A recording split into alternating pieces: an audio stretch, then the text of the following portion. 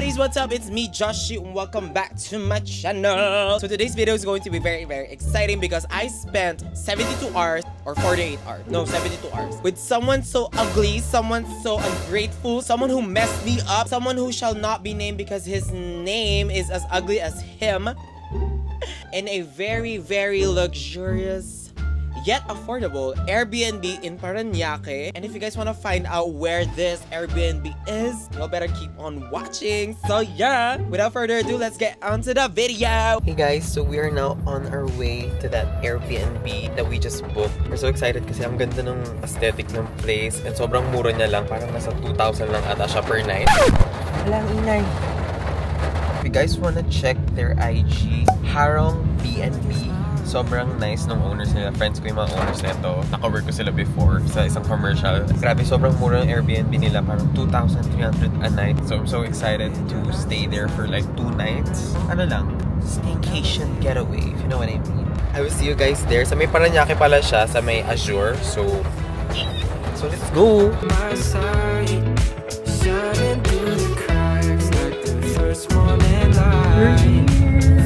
Meron pa lang kailangan ng QR code ipapascan sa card. We're here!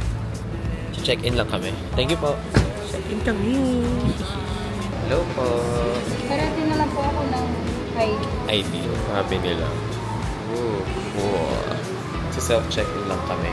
Sa akin na kami. Akit na kami. Daring buwan. Ang ganda ng camera. Eto na, matutuloy na. So yun, sila may-ari ng Harong B&B. Tuloy na kami. Hindi nga masyado nakakapag-gym eh. True ba? Ikaw pa rin, mas borta ka na sa akin. Ano lang, makakalok-lok. Ay, ang ganda! Ang ganda! Ang aliwalas! What the hell? Ay, ito na siya. Bigyan kayo ng maayos na tour. Oh my god, I didn't see you there. Hey, FTV Cribs, welcome to my crib. Napasok ka. So when you enter, you will see this door. Actually, hindi muna. Ito muna ang ilaw. So may mga lights yan. Then, there's this door. I think this is the bathroom. Ay, sorry. There's a cute bathroom here. There's a mirror. And ito yung shower room. Period. Very perfect. Then, we're gonna move to the iconic area, which is the whole unit. Pero start muna tayo dito. Start here. There's this mirror here. May full body mirror. Then may chairs. May parang chill spot. Very parang living room nila. Tapos may plantation. I think these are fake. Fake yan. Fake as me. At yan. Tapos ito may kitchen dito. Super ganda aesthetic. Ang ganda ng colors. Like, very neutral.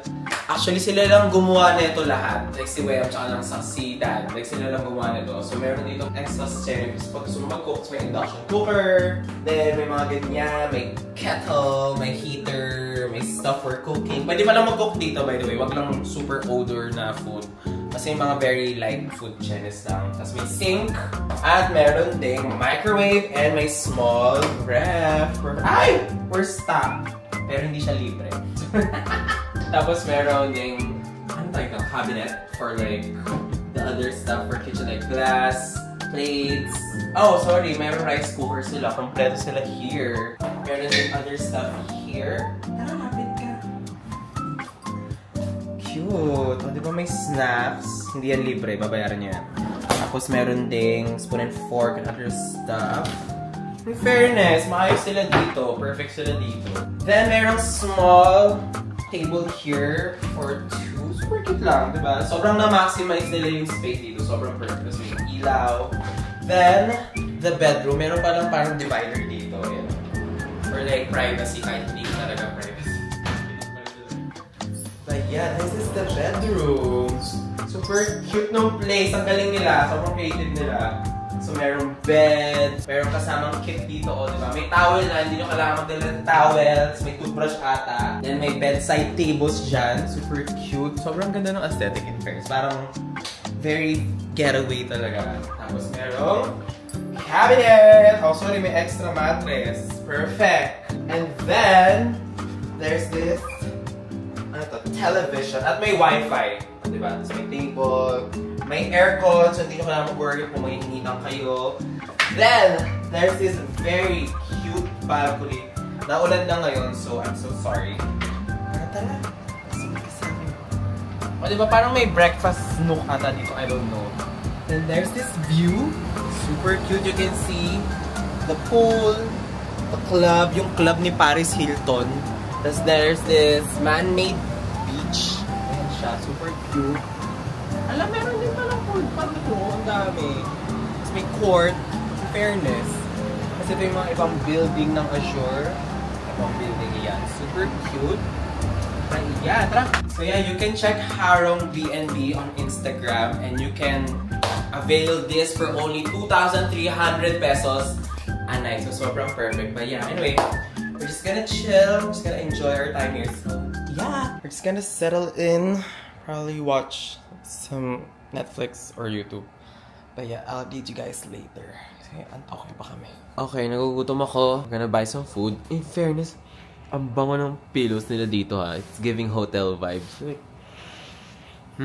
mga. But anyway, bababa muna kami sa convenience store kasi may mga convenience store sa baba dito. Ang ganda dito kasi accessible siya sa may SM Bikutan. Like walking distance lang. Tapos sa baba may mga nearby lang na convenience store. So sobrang perfect. Lalo na pag medyo TPD or so perfect siya. Anyway, bababa muna kami in a sec. We're gonna get some food. Kasi hindi pa kami nagbe-breakfast. It's already 3 p.m. Ngayon na may 7-Eleven dito. Perfect. Ito na lang kami umorder ng food namin. Kasi parang giving. Ito kami umorder sa may Starfrap. Starfrap, may ko lang napansin. Ang perfect kasi alam mo, ang daming malapit na convenience store. Tapos sa may building lang dito. Makikita lang din. So perfect. So we're taking a shortcut. Ito ata yung club. Yeah, yung beach club. Kasi makikita mo yung mga ibang... Ang daming tao sa pool. It's giving Jed's Island Resort. Ay, may resto. Vibes. Magna-night out kami later. Nila Dan, tsaka ni Weam. Cool. May court. Ito yung man-made beach nila. Ang cool. Ang astig. Ang saya. Cute. We ordered food. Ordered sisig, corn silog, nachos, avocado shake. So yeah, let's eat. Itadakimasu.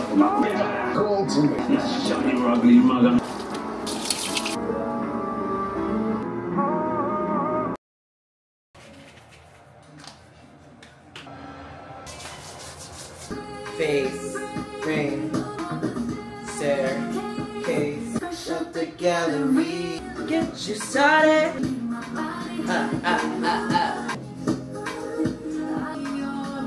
So remember yung beach club na pinakita ko sa inyo? We're gonna go there tonight. Nagaya sila Weam, tsaka sila Dan na mag-chill, drink, and chikahan lang. So yeah, let's go. Tara, pupunta natin yan. Tama ko na sila Dan at si Weam.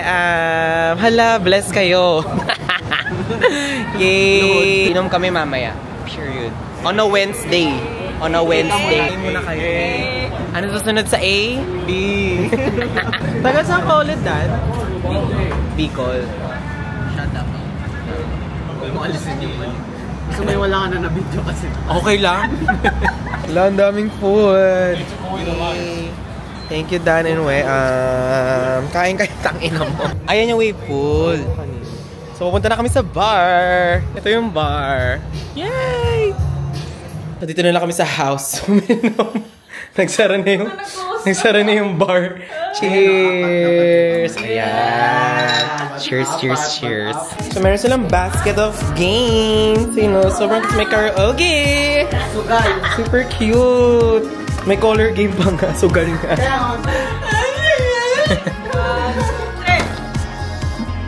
Yellow. So, akin na lahat. Mga bulok pala kayo kalaban. Oh my God. I'm 4 pesos richer. Go. Blue ako. Ako rin. So, paano yan? Hati tayo? Go. Period. Pwede yung pantanghulo, no? Sa'yo? Hindi gagalaw yung safe. Shop. Bantayan.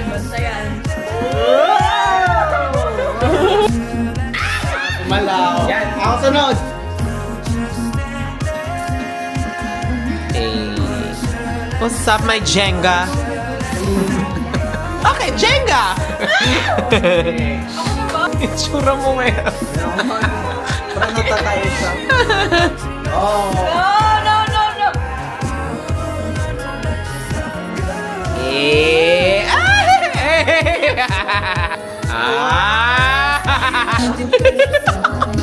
Kailangan yan. Kalma. Gitna ko na to. Hello, good morning po. Ayun yung pa-breakfast. Chef Dan. Thank you. May pa-breakfast sila. Beef tapa. Actually, bago lang to sa ano nila. Pakulo nila dito. Parang i-add nila to sa menu nila. Para pa nag-book kayo here, merong pa-foodums. Ang dami ng rice. Hindi masarap. Hindi masarap. Naubos ko siya. Highly recommended yung beef taco, guys. Please.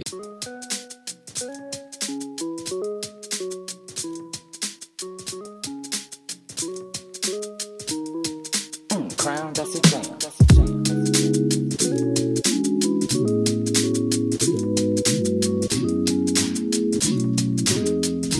Hey guys, so we are gonna go swimming. We're gonna go to the beach club. Gusto ko matry yung parang 8 waves nila kasi may waves yung pool. Anyway, ayos na ako. Let's go. Ako na yung magsiswimming today, so tara. I'm now walking towards sa may beach club.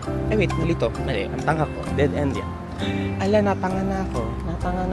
Ay, ito may daan pala dito. Ay, ang galing. Wala din daan dito. Ala, may daan.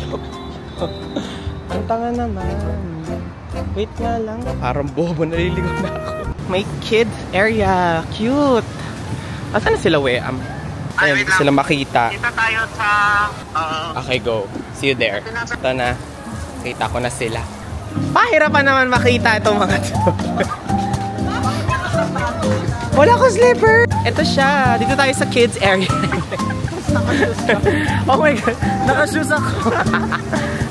Okay lang yan, para maiba. Sama ko na pala sila. Taglamig na nga po dito sa Azure. Mag-swimming? No. Mag-work. Siyempre ako rin, magko-content. Work tayo. Magbabasa lang ako ng hair. Ayan na po ang 8 waves. Mag-swim na kami. Hindi ko kayo madadala. Sorry, buddies. Pero yeah. We're gonna swim!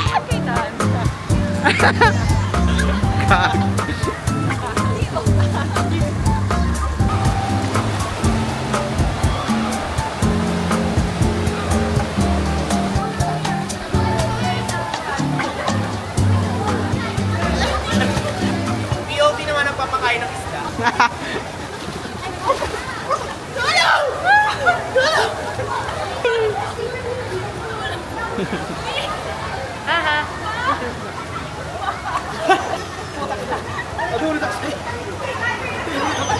Wow! Wala pang waves.